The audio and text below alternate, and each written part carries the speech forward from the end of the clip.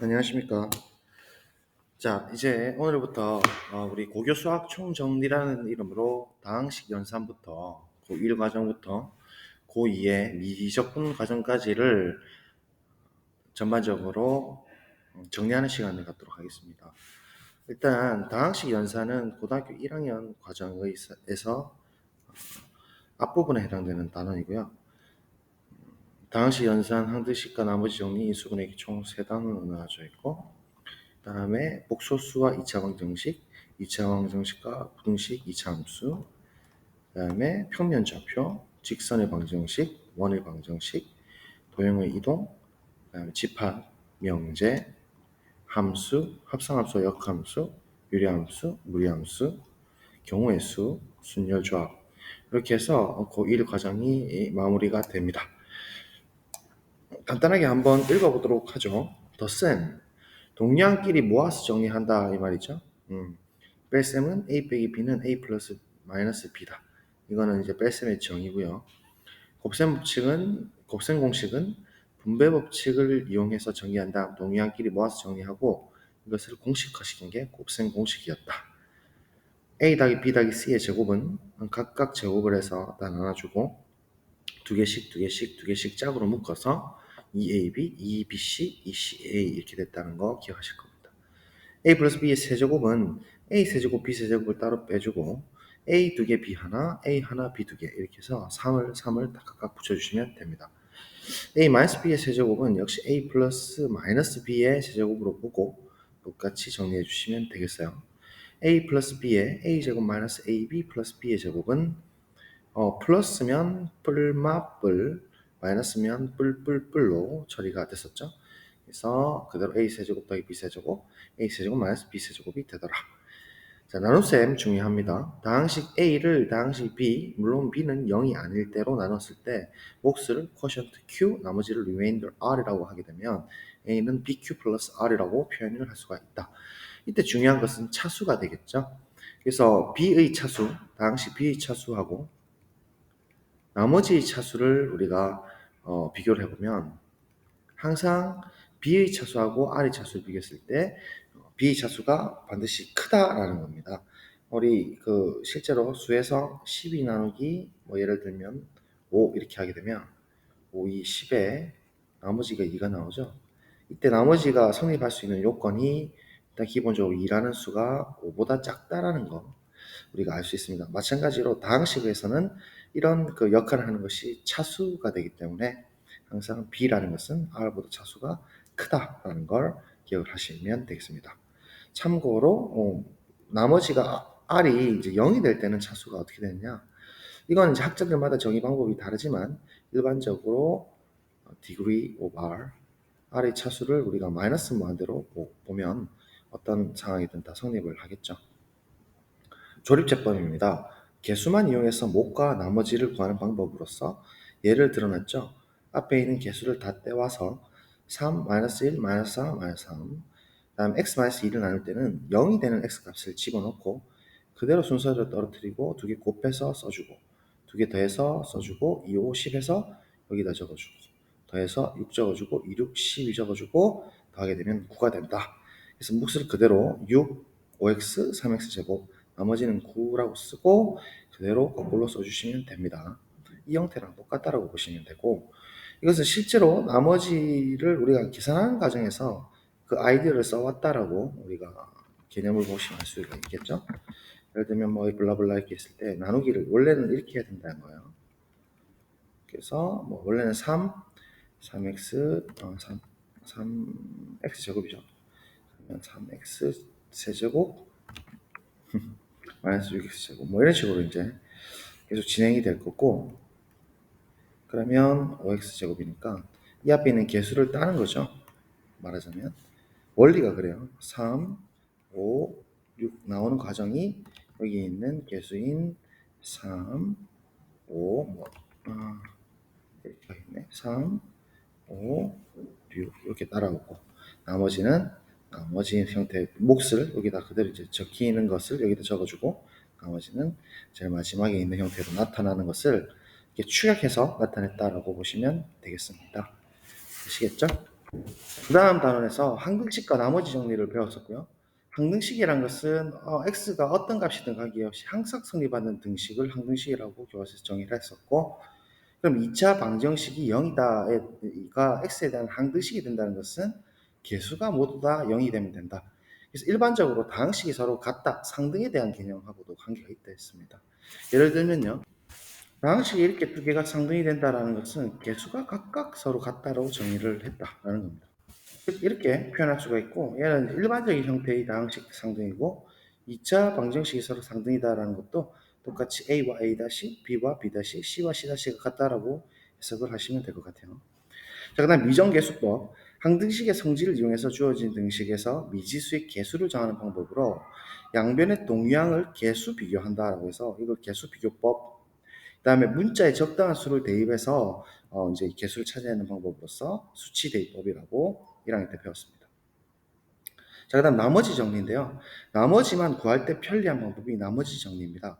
간단하게 말씀드려서 0이 되는 x값을 넣는 것이 나머지다 라고 생각하시면 된다 했고, 방식 px를 1자씩 x-알파로 나눴을 때 나머지는 p알파가 된다는 거예요. 0이 되는 x값이란 것은 x-알파가 0이 되는 x값은 뭐죠? 그렇죠. 알파를 원래의 다항식 x자리에 그대로 집어넣어주면 그대로 나머지가 나온다라는 게 나머지 정리의 기본 아이디어입니다.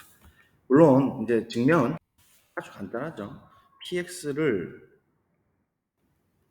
1차식인 x-알파로 나누면 우리 지우제법도 방금 봤다시피 어떤 쿼션트, 몫이 있을 거예요. qx라는 것이 있을 것이고, 나머지는 우리가 나누는 수, 제수보다는 반드시 작아야 되죠. 피제수라 하나요? 피제수보다는 차수가 작아야 되니까 이 나머지 형태는 어떤 1차식보다 더 차수가 낮으니까 어떤 상수 r이 되겠죠. 그래서 이 r이 0일 수도 있는 것이지만 어쨌든 그러면 이제 나머지 r을 뽑아내려면 앞에 배웠던 상등식의 성질에서 수치 대입법을 사용해가지고 x에다가 알파를 대입해도 항상 성립하기 때문에 성립을 하겠죠. 그래서 x에다가 알파를 딱 집어넣어 보면 이 녀석 알파가 들어가니까 알파 마이너스 알파는 0이 되고 q 알파가 될 것이고, 우리가 찾는 상수는 알파랑 관계가 없는 r이 그대로 나올 것이니까 얘가 칙 날아가면서 p 알파가 r이 된다. 그래서 나머지는 p 알파다라고 바로 확인이 되는 그런 형태였어요. 다음 인수정리인데요. P알파가 0이다라는 것은 Px를 x-알파로 나눴을 때 나머지가 0이다. 또는 같은 말이에요. 다 사실은 필충이거든요. 다음 Px는 x-알파로 나누어 떨어진다. 다 같은 말입니다. Px는 x-알파를 인수로 갖는다. 다 같은 말입니다. 그래서 인수라는 게 우리가 소인수, 인수, 이게 수에서만 쓰는 어떤 수로 볼 수가 있겠지만 다항식도 수의 일종으로 볼 수 있다 했어요. 정수랑 닮아 있는 꼴이 다항식이라 했기 때문에 인수라고 다항식도 표현을 합니다. 자, 그 다음 인수분해 있고요. 인수분해 공식은 역시나 곱셈 공식의 역과정일 뿐이에요. 그래서 똑같은 방식이고, 얘는 곱셈 공식만 잘 외워두시면 인수분해 공식이 자동으로 되더라라는 거예요. 한번 읽어보자면 a제곱 더하기 b제곱 더하기 c제곱은 c제곱 더하기 2ab 더하기 2bc 더하기 2ca는 a, b, c를 다 각각 더해서 제곱을 해버리면 된다. 다음 마찬가지로 3a 두 개, b 하나, 3a 하나, b 두 개, b 세제곱, a 세제곱 있으면 이렇게. 다음 뿔마, 순서 기억하시죠? 뿔마, 이렇게 처리되면 a-b의 세제곱으로 처리되더라. a 세제곱 더하기 b 세제곱은 a 플러스 b로 묶어버리고 뿔. 다음 마이너스는 마이너스로 묶되 뿔로 요거 두 개는 꼭 기억을 하셔야 됩니다. 아시겠죠? 자, 그 다음 다항식을 인수분해인데요. 다항식을 인수분할 때는 첫 번째 방법은 인수분해 공식을 이용한다라는 건데, 공통부분이 있으면 그 공통부분을 하나의 문자로 치환하여 인수분해 한다라는 겁니다. 그러니까 이 공식을 사용해가지고 기본적으로 이런 형태들이 다 인수분해가 된 거잖아요.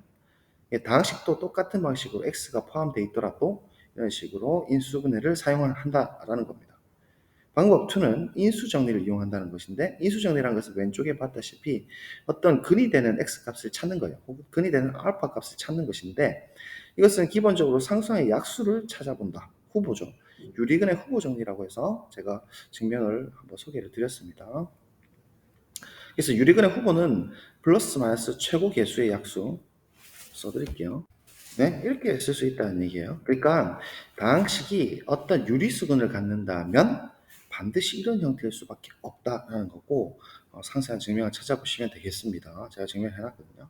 그래서 그런 방식으로 일단은 인수를 찾는다라는 거죠. 그럼 얘가 어떤 P의 이 녀석의 어떤 값 중에 하나가 알파인데 P의 알파가 만약에 0이 돼버렸다. 집어넣는 거죠. 이렇게 대입을 해가지고 근이 되는지 체크를 한 다음에 만약 이런 형태가 이제 0이 나왔다고 할 것 같으면 인수정리 때문에 이 px라는 다항식은 x-알파를 인수로 갖는다라는 거예요. 그래서 이 인수는 이런 경우에서는 x-알파가 되는 것이죠. 그래서 이제 조립제법을 통해 가지고 px는 x-알파의 px라는 이런 이제 그 몫이 나오게 되는 거예요. 그래서 이 몫을 찾는 과정이 바로 이제 조립제법이 필요한 과정이 되겠죠. 조립제법은 방금 위에서 설명드렸던 방법으로 반드시 나머지가 0이 될 겁니다. 인수 정리에 의하면 나머지가 0이 돼야 되기 때문이죠. 맞습니까? 그래서 이제 또 그럼 이제 Q에 대해서 한 번 더 상수항의 약속은 유리근의 후보 정리를 사용해서 또 다른 근 베타를 찾고 이런 식으로 이제 찾을 수 있는 만큼 찾아서 촥 분리를 해주면 분리분해가 됩니다. 자, 그 다음 복소수와 2차 방정식 단원입니다. 자, 복소수는 우리가 수 체계에서 실수 다음으로 확정했던 영역이었죠. 실수를 우리 리얼 넘버 R이라고 하게 되면 컴플렉스 넘버로 복소수를 갖고 왔었어요. 근데 이 복소수는 실수에서 어떤 그 확장된 체계이지만 정확하게는 매입되는 형태로 들어갔다라고 한번 설명을 드렸는데 어쨌든 그냥 포함된다라고 생각을 하시면 되겠습니다. 복소수 형태는 실수부인 A, 그다음 허수부인 B 두 개의 실수의 형태로서 A 플러스 BI 형태로 나타나고 이때 i는 허수단위라고 해서 루트 안에 근호 안에는 음이 될 수가 없지만 i라는 것을 허상의 수라고 보고 루트의 마이너스 1이라고 볼 수가 있는 거예요. 그러면 복소수는 이 체계부터는 서로 대소관계가 없다라는 걸 확인을 했었죠. 그리고 켤레 복소수가 이제 바라고 써서 a 플러스 bi의 바는 a 마이너스 bi로 부호가 반대가 된다라는 거 말씀을 드렸습니다. 이게 등장하게 된 이유는 실제로 복소수의 역원, 곱셈에 대한 역수를 찾는 과정에서 켤레 복소수가 필요했다라는 것이죠. 다시 한번 떠올려 보시면 a 플러스 bi의 역수를 생각한다라는 것은 얘의 대응되는 형태, 합차 공식을 쓸 수 있는 형태로 이렇게 만들어 줘야 되기 때문에 그래야 다시 복소수 형태, 즉 네모 플러스 세모 i 형태가 나오겠죠. 이런 형태를 만들어주기 위해서 이 역원이 존재하려면 결국은 켤레의 형태를 꼭 해줘야 형태가 나오더라라는 거. 그리고 실수에 가지고 있는 성질을 그대로 확장시키기 때문에 덧셈 세계에서의 결교 항력, 결합, 교환, 항등원, 역원, 그다음 곱셈 세계에서의 결교 항력, 결합칙, 교환법칙, 항등원, 역원. 그런 형태를 복소수 컴플렉스에서 똑같이 만족시키게 하기 위해서 물론 분배, 좌분배, 우분배까지 10개의 시법칙을 만족시키게 하기 위해서 연산 자체가 정의가 그렇게 될 수밖에 없다라는 걸 알 수가 있었죠.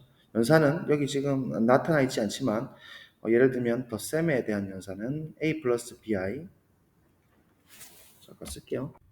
복소수 두 개의 합을 우리가 자연스럽게 정의되는 게 결교 항력을 만족시키려 하다 보니까 각각 실수끼리 더하고 그다음에 허수끼리 더해서 덧셈의 부호로 표현하는 것. 이것이 덧셈의 정의라고 했고 곱셈은 자연스럽게 각각을 다 분배를 한다 했어요. 두 개를 각각 곱해서 쓰면 안 될 수밖에 없었던 게 곱셈 세계에서의 항등과 역원을 만족하지 않기 때문이었다라고 제가 설명드렸고 그래서 자연스럽게 AC 이렇게 그다음 제일 끝에 있는 녀석 두 개, 마이너스 BD에 가로죠. 왜냐하면 I 제곱은 마이너스 1이니까요. 더하기 이제 중간에 거 이렇게 크로스합니다. 그죠? 그래서 BC 더하기 ADI, 뭐 AD 더하기 BCI가 되고, 그래서 이렇게 정의하는 게 곱셈 세계에서 정의였다라는 거예요.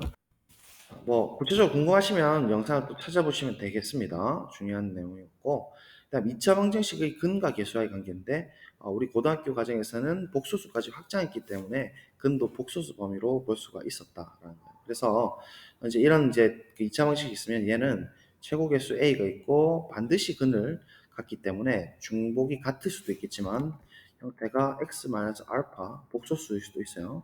그다음에 x-베타 이렇게 이제 반드시 인수분해가 될 수밖에 없죠. 이게 말하자면 대수학의 기본 정리라고 했어요. 반드시 분리분해가 될 수밖에 없다. 1차식으로 복소수 범위에서요. 그래서 이제 알파, 베타가 복소수도 있고 어쨌든 이렇게 해서 개수 비교를 취하는 것이죠. 이게 이제 같다라고 두고 정리를 해주시면 A에 우리 곱셈 공식 배웠으니까 X제곱에 알파 더하기 베타의 X 그다음 마마 뿌리니까 플러스 알파 베타 이렇게 됐었나요? 그래서 얘를 이제 전개를 해주면 AX제곱 마이너스 A에 쓸게요. 예? 이렇게 되는 거니까 개수 비교 방정식이죠. 그러니까 개수 A 같고 그다음에 B가 마이너스 A 플러스 알파 더하기 베타니까 마이너스 A를 나눠주면 알파 더하기 베타는 이렇게 되더라라는 거. 그다음 마지막 개수 C랑 A 알파 베타를 처리하게 되면 A를 내려주니까 A분의 C가 알파 베타다라고 이렇게 유도가 되더라라는 것도 간단하게 확인할 수 있었죠. 다음 2차 방정식, 2차 부등식과 2차 함수인데요. 이제 그 그래프랑 관계를 만들어 주는 거죠. 그러니까 대수적인 영역을 지금 이제 기하랑 같이 겹쳐서 나타내는 것이고 결국은 중요한 것은 판별식. 왜냐하면 근이라는 것을 결정하는 게 결국은 우리 근의 공식을 써보면 이런 방정식이 있을 때 근의 공식이 이렇게 되는 것이고 결국은 얘가 복수수근이냐 실근이냐 결정할 수 있는 요소가 이 근호 안에 있는 이 형태죠. 그래서 이 녀석을 우리가 디스크리미넌트 혹은 디터미넌트 D라고 표현했었어요. 그래서 이 안에 있는 근호 안에 있는 녀석을 우리 D라고 표현하고 얘가 양수면 실근, 두 실근을 갖게 되는 것이고 완전 서로 다른 두 실근. 그다음에 D가 만약에 이제 0이 돼버리면 안에 있는 동그라미가 0이 돼버리면 루트가 없어지니까 뿔마 0이라서 2a분의 마이너스 b인 근 하나밖에 없죠. 그래서 한 실근이 되는 것이고 정확하게는 중근이죠. 그 다음에 D가 음수가 되면 어떻게 되더라? 그렇죠? 플러스 마이너스 안에 있는 근호니까 어떤 거는 루트 뭐 i, 어떤 건 마이너스 루트 i니까 서로 다른 두 허근을 갖게 되더라. 그래서 이 아이디에 착안해가지고 판별식 D값의 부호에 따라서 D가 양수면 서로 다른 두 실근이고 그래프 개형은 A가 양일 때는 아래로 블록일 형태니까 알파, 베타 이렇게 두 개의 근을 갖고 그럼 얘가 이제 크다라고 하게 되면 이렇게 이제 영역을 잡게 되는 것이었죠. 그래서 완전히 스트릭트하게 크기 때문에 알파하고 베타의 빵꾸를 내서 알파보다 작거나 x가 베타보다 크거나 이렇게 표현됐고 만약에 0보다 작다라고 할 것 같으면 빵꾸를 내가지고 이 빨간 색깔이 이렇게 안쪽으로 들어가야 되니까 x라는 게 알파와 베타 사이에 되더라. 너무 자연스럽죠. 그 다음에 만약에 알파하고 베타를 같거나 크다로 이렇게 처리해버리면 맞나요? 이렇게 같거나 크다 처리되게 되면 똑같이 오는 형태 비슷하게 반대도 같은 형태입니다. 그리고 b가 0이면 역시나 방금 했듯이 한실근 혹은 중근이 되는 것이고 중근이 되게 되면 이렇게 이제 아래로 블록인 경우에는 이런 알파라는 점 하나가 있어가지고 얘가 딱 접하는 형태죠. 실제로 이 근은 알파라는 게 2a분의 마이너스 b겠죠 당연히 플러스 마이너스 제로가 된 거니까 그래서 x가 알파가 아닌 모든 실수일 때 그러니까 얘가 0보다 큰 해를 찾아라라고 할 것 같으면 이제 영역이 이렇게 잡히는 거고 완전히 크기 때문에 빵꾸를 내게 되면 알파는 아닌 모든 실수가 이제 근이 되는 것이겠죠. 그리고 뭐 0보다 작다라고 할 것 같으면 이거보다 더 밑에 있는 영역이니까 뭐 아예 해가 없는 것이죠. 모든 게 지금 다 0보다 같거나 크니까요. 그죠? 그다음에 뭐 0보다 같거나 큰 실수를 찾아라라고 할 것 같으면 y는 0, 항상 y랑 같이 교량을 한다 했어요. 걔보다 더 큰 녀석들이니까 모든 실수가 되고 뭐 이런 식으로 처리되는 거예요. D가 음이면은 서로 다른 두 허근이고 허근이면 일단은 그래프랑 x축이 서로 만나지 않아야 되니까 위로 이렇게 뜬 형태가 될 수밖에 없고 그러면 각각의 부등식에 대한 해도 똑같이 이제 이야기를 할 수가 있는 것이었죠. 다 기억나시죠? 새록새록. 그다음 이차 함수의 최대 최소였습니다. 물론 이차 함수가 이제 이렇게 우리 함수를 제한 두 가지고 제한된 범위가 있으면 예를 들어 알파하고 베타 사이에 정의된 함수인 거죠. 알파하고 베타 사이에 이렇게 정의된 함수가 있을 때는 실제 함수가 받는 영역은 이렇게 쫙 돼서 여기 색칠이 들어가는 형태예요. 그래서 이건 뭐 최대 최소 정리, 그다음에 뭐 연속의 중간값 정리 이런 거 사이값 정리랑 다 관련이 있는 거지. 그죠? 그래서 최대값은 당연히 이제 이 P점이 되는 이걸 P라고 했네요. 꼭지점의 X좌표가 P일 때 알파하고 베타 사이에 P가 있으면 최소값은 FP로 결정이 되는 것이고 그다음 최대값은 이 두 개 중에서 제일 큰 녀석이죠. 그래서 대칭성을 따져가지고 베타가 알파와 P 거리와 베타와 P 거리를 비교했을 때 얘 거리가 이제 더 크다면 F베타가 최대값이 될 겁니다. 그다음에 이제 뭐 P점을 공유하지 않고 알파가 P보다 작거나 혹은 P가 베타보다 완전 커버리는 이런 경우죠. 그래서 지금 이 상황 같은 경우에는 P가 이건 좀 표현이 이상한데요. 요거는 바꿀게요. 이렇게 하지 마시고 여기 베타고 여기 알파 이렇게 돼야 되겠어요. 맞죠? 그건 알파 베타가 순서를 이렇게 갖는다고 했을 때 그러니까 그 영역을 우리가 이제 보통 영역을 지금 이렇게 나누잖아요. 이렇게 바꾸는 게 맞을 것 같고 그러면 이제 지금 이 상황 같은 경우에는 요 케이스가 되는 것이죠. 요 케이스가 P라는 꼭지점의 X좌표가 알파보다 큰 경우에는 뭐 이건 크게 중요한 건 아닙니다만 어쨌든 정의된 영역이 이렇게 알파 베타의 이렇게 패구간 사이에서 정의가 되어버리면 이차 함수가 받는 영역은 요 영역만 되는 것이죠. 그래서 이 녀석에서 당연히 이제 증가하는 형태니까 제일 작은 녀석은 앞에 있는 F 알파가 될 것이고 제일 큰 녀석은 뒤에 있는 F 베타가 될 것이고 아주 자연스럽게 처리하시면 됩니다. 그래서 우리가 양끝값과 꼭지점만 체크 뭐 이런 얘기를 했었습니다. 예전에 한번 써드리면 됐죠? 양끝값과 꼭지점만 체크. 다음 여러 가지 방부등식이었어요. 3, 4차 방정식, 5차 방정식 풀이할 때는 앞에서 배웠던 인수분해 공식, 공통부분 취한하고 인수정리 중요하죠. 이거 이용해가지고 쫙 전개를 한다. 수능 같은 데도 이제 인수정리 이런 거는 기본적으로 다 쓸 수 있는 테크닉이라고 보는 거예요.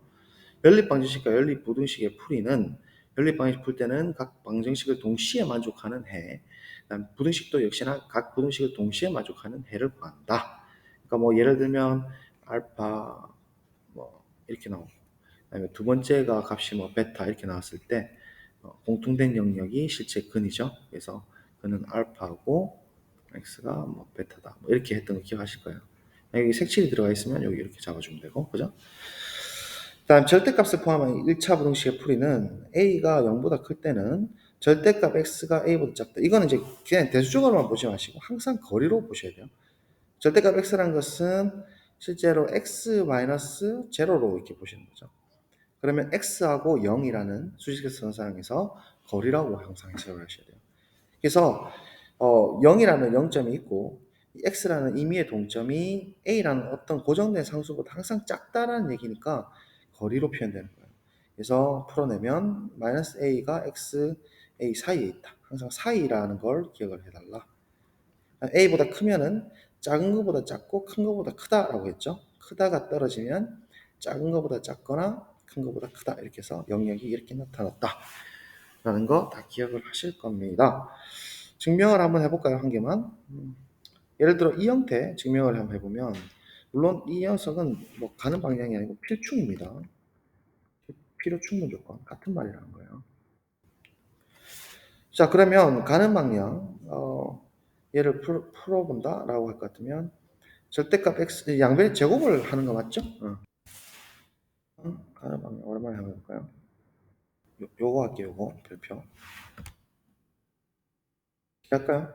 양변의 제곱 절대값 x의 제곱이를 a의 제곱과 동일할 겁니다. 근데 우리 실수 성질에 의하면 얘는 x제곱과 똑같고 a제곱을 넘겨주면 x제곱 마이너스 a제곱이 0보다 작다가 되는 것이고 얘는 합차 공식에 의해서 x 마이너스 a, x 플러스 a가 0보다 작다가 되는 거니까 이건 이제 우리 부등식 정의에 의해서 사이가 되는 거죠. 그래서 이렇게 형태가 나오더라.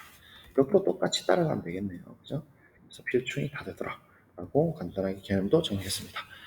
자, 그래서 그 고1 1학기에 해당되는 영역까지 다 이야기를 했고요. 그 다음 차시에 평면좌표, 그러니까 고1 2학기에 해당되는 부분에 대해서 또 개념 정리를 하도록 하겠습니다. 들어주셔서 감사합니다.